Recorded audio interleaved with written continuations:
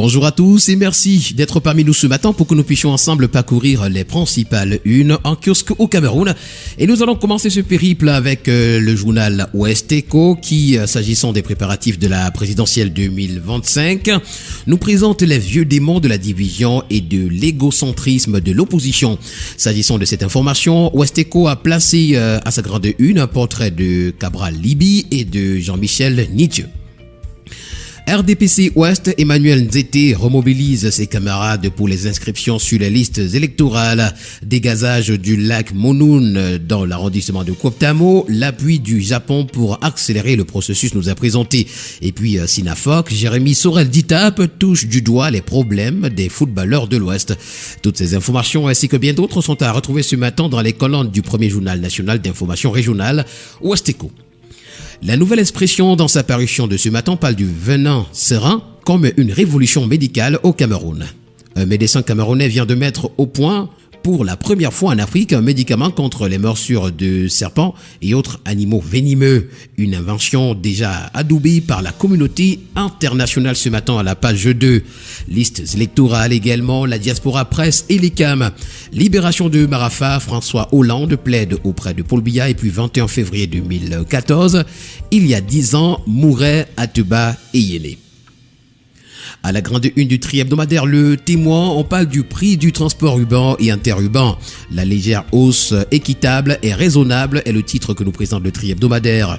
Le ministre du Commerce, Luc Magloire Baga-Tangana, a obtenu des syndicats des transporteurs lundi dernier à l'issue d'une réunion de travail une légère hausse de 50 francs CFA environ. Lutte contre le paludisme également, le modèle de prévention contre cette maladie nous est présenté ce matin dans les colonnes du tri-hebdomadaire Le Témoin.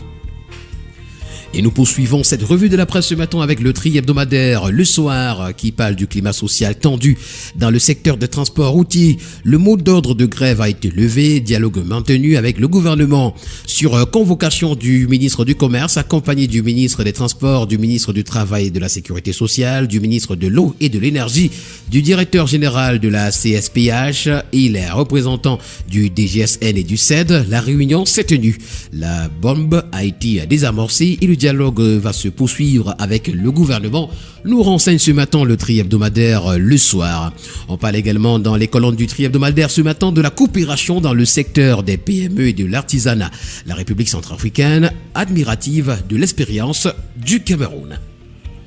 Le quotidien de la santé et éco-santé dans sa parution de ce matin nous amène à l'Ordre national des opticiens du Cameroun. C'est un bilan élogieux de la présidente nationale qui nous est présenté. Couverture santé universelle également, retrouvons la contribution de la jeunesse qui préoccupe le Mine Santé. Et puis hôpital de district de Bagno, un cadre idéal pour les soins. Le journal à caractère satirique, Le Popoli, ce matin nous amène à Etoundi et nous renseigne que la task force est en force. À Douala, l'épouse qui collectionnait les actes de mariage nous est également présentée. Pour le quotidien L'économie, on parle d'investissement, d'échanges commerciaux également. Le Cameroun et l'Union européenne échangent sur les nouvelles opportunités. Les deux parties sont réunies depuis hier à Yaoundé dans le cadre de la Cameroon European Union Business Week. L'information complète à retrouver en parcourant la page 3. Le quotidien Info Matin pour sa part nous amène à la Beyac en nous parlant du départ humiliant pour Abbas Mahamat Toli. Arrivé le 6 février 2024 au terme de son mandat, l'ex-gouverneur de la Banque des États de l'Afrique centrale s'est, toute honte bue, accroché à son poste.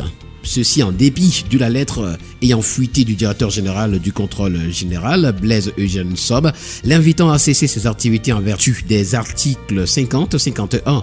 La nomination le 9 février du centrafricain Yvonne Sana Bangui, puis son installation le 16 suivant sous la houlette du DGCG, mettent donc un terme à une énième imposture du Tchadien. L'information ce matin est à retrouver à la page 3. À la grande une du quotidien L'Info à chaud ce matin, on donne la parole à Jean-Pierre Bekolo, le solidarisme de Camto et le singularisme de Cabral. Camto et le MRC sont aussi dans le solidarisme. Ils sont dangereux car ils nous empêchent de poursuivre nos dossiers. Ils sèment le désordre. Comment je peux encore retrouver mon dossier s'il y a le désordre? En conclusion, Camto veut arranger la route. Cabral achète le 4x4. C'est une sortie de Jean-Pierre Bekolo à retrouver ce matin à la page 3. Prix du cacao au Cameroun, déjà 3360 francs CFA le kilogramme. Promo 2024, la grande messe des affaires démarre.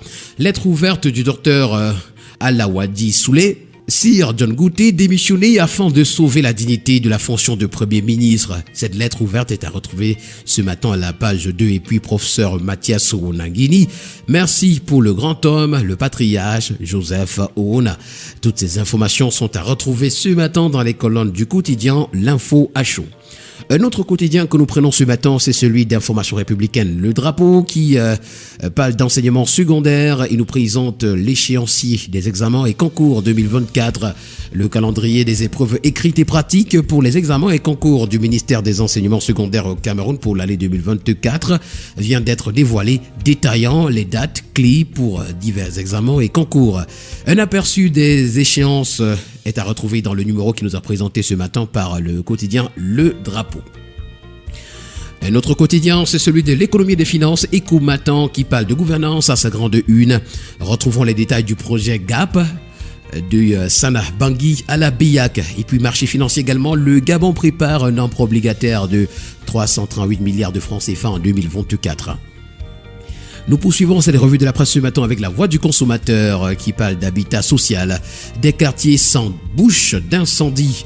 Au Cameroun, les maisons d'habitation et les marchés sont toujours en proie à des incendies aussi ravageurs les uns que les autres. Les dégâts causés par le feu sont le plus souvent dus à l'absence des bouches d'incendie ou encore leur non-maintenance, ce qui ralentit les interventions efficaces des sapeurs-pompiers. Avec le bi-hebdomadaire La Météo ce matin, on parle du Cameroun avec le cacao qui est au plus haut. 3360 francs CFA le kilogramme à Kekem, 3100 francs à Makenene, c'était le 15 février, 3300 francs le kilogramme à Batienga le 19 février. L'annonce a été faite hier via un communiqué par le ministre du Commerce, Luc Magloabaga à Tangana. Résultat rendu possible grâce à la politique de vente groupée instruite par le chef de l'État Paul Biya et mise en œuvre par le gouvernement à travers le ministère du Commerce. L'information ce matin est à retrouver en parcourant les pages 2 et 3. L'hebdomadaire Forum Libre, que ce matin, s'agissant de marchés publics, notamment du ministère qui va avec, nous présente Ibrahim Talba Mala qui dévoile les grands défis de 2024. Obsèque du professeur Joseph Ouna, le témoignage de reconnaissance filiale du docteur Henri Eyébéa ici nous a présenté ce matin. Le Messager parle ce matin du lieutenant-colonel Gislan Victor Boutou, les mémoires d'un soldat, et le titre justement présenté par le quotidien. Officier supérieur de l'armée, ce chef traditionnel de premier degré est condamné à 25 ans de prison ferme pour complicité de détournement de biens publics, corruption et blanchiment de capitaux. Prison centrale de Koneng également au cœur des bandes organisées. Horizon funèbre, Eyébéa ici rend hommage à Joseph Ouna. Le message de condoléances du MINCAF à la famille du professeur agrégé universitaire émérite nous a présenté ce matin à la page 10. Le quotidien Mutation ce matin parle de la même information lorsqu'il titre Joseph Ouna Eyébéa ici, le maître et le disciple. L'émouvant témoignage du ministre des Domaines, du Cadastre et des Affaires foncières le 17 février aux obsèques du professeur émérite, ancien membre du Conseil constitutionnel et du gouvernement, nous est présenté ce matin à la page 8. Réforme de l'Union africaine à retrouver en page 7. Kagame félicite Moukoko Mbonjo. Classement OBC 2023, le collège Vogt est en tête. Le quotidien bleu d'Aman Mana ce matin, s'agissant d'énergie électrique, titre délestage, la réponse cash de Eneo. Clairement indexé par le ministre des Mines, de l'Eau et de l'Énergie qui l'accuse de menacer la paix sociale par des interruptions inopinées et prolongées d'électricité, le distributeur dit avoir besoin de 18 milliards de francs CFA pour contenir les coupures. Bourse de l'emploi également, déjà 61 jobs décrochés sur le site de promo 2024. Nous poursuivons cette revue de la presse ce matin avec le quotidien Vert Émergence qui parle de transport urbain et interurbain ce matin à sa grande une. L'augmentation des tarifs a été actée. Dembo, des producteurs formés sur la transformation des produits locaux. Et puis, émigration des enseignants camerounais. Le bâtonnier critique la répression du gouvernement. Et nous terminons ce matin avec Le journal La Capitaux Public Cameroun Tribune qui s'intéresse également au transport urbain et interurbain. Retrouvons les nouveaux tarifs qui sont attendus. 350 francs CFA le plancher de ramassage en journée et 400 francs CFA la nuit. 3000 le dépôt en journée et 3500 francs la nuit sont les propositions faites lundi dernier par les syndicats et les associations de défense des consommateurs réunis autour des représentants du gouvernement. Un arrêté du Premier ministre doit à présent les entériner. L'information ce matin au complet, vous la retrouverez en parcourant les pages 8 et 9. Mesdames et messieurs, voilà qui met en terme à cette autre sortie de la revue de la presse camerounaise. Merci de l'avoir suivi et rendez-vous demain pour une nouvelle édition. D'ici là, portez-vous bien, mais surtout n'oubliez pas qu'acheter un journal, c'est participer à l'édification d'une société libre et transparente dans notre pays.